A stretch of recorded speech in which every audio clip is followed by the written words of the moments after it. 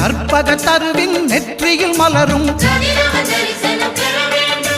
சூரிய பகவான் ஒளிமுகம் காண அங்கு கற்பக தருவின் நெற்றியில் மலரும் இருளை விலக்கி உலகை எழுப்பும் ஞாயிறு அங்கே குடியிருப்பான் அவன் ஆனை முகத்தனின் அடியவர் மனத்தில் ஒளியாய் வந்து கொலுவிருப்பான்